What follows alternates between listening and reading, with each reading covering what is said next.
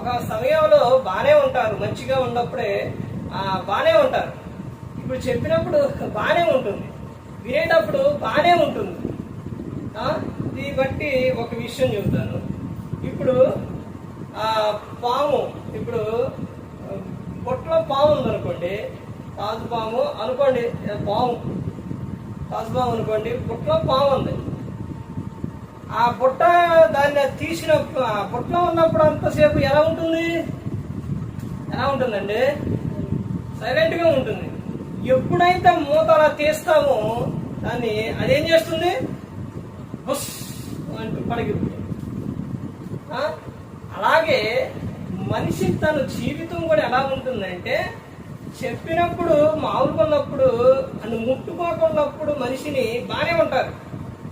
ఎప్పుడైతే తన అహమును, ఎప్పుడైతే తను జోలికి వస్తారో, ఎప్పుడైతే తను అంటారో ఏం చేస్తారు? పాములాగే బుస్సు అంట లెగిస్తారు. అవునా కాదండి?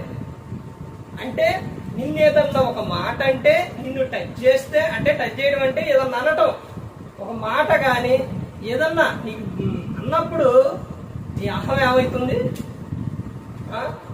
అప్పుడు బయటకు వస్తుంది.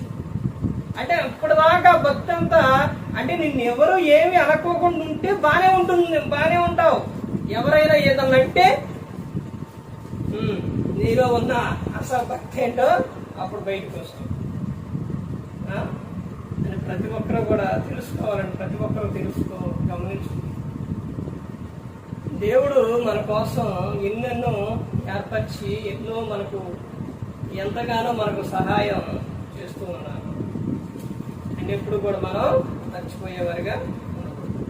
ఇప్పుడు నీవు ఏ విషయంలోనైనా కానీ, ఫ్యామిలీ విషయాల్లో కానీ, లేకపోతే ఈ పర్సనల్ విషయాల్లో కానీ, లేకపోతే ఏ విషయాల్లో కానీ, జాబ్ విషయంలో కానీ, లేకపోతే చదువు విషయాల్లో కానీ, ఏ విషయంలో అయినా కానీ దేవుడు నీకు మంచిగా చేస్తారు, నీకు కాపాడతారు, నీకు సహాయం చేస్తారు.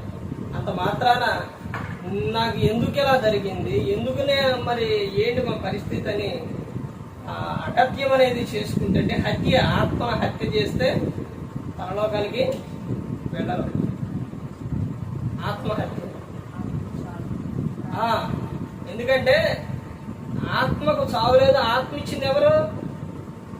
ప్రసంగి 12:7 మన్ను అయినది మరలా యాడికెళ్తుంది? మట్టికి. ఆత్మ దాన్ని దయచేసిన దేవుని యొద్దకు వెళ్ళిపోతుంది. అంటే ఆత్మ ఎవరి యొద్దకు వెళ్తుంది? దేవుడు. చేసి ఇచ్చింది ఎవరు? జీవాత్మకు దేవుడు. దేవుని యొద్దకు వెళుతుంది. అందుకని ఆయన ఇచ్చిన ఆత్మను నువ్వు హత్య చేసుకోవద్దు. ఇప్పుడు యోబు గారి జీవితంలో సాతానికి దేవుడు ఏమని చెబుతారు?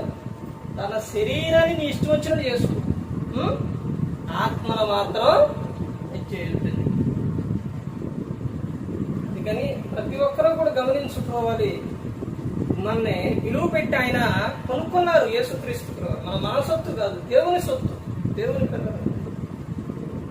అందుకని మనందరి కోసం ఆయన ప్రాణం పెట్టారు. ఏ ఒక్కరూ కూడా నశించి నరకానికి వెళ్ళిపోకూడదు.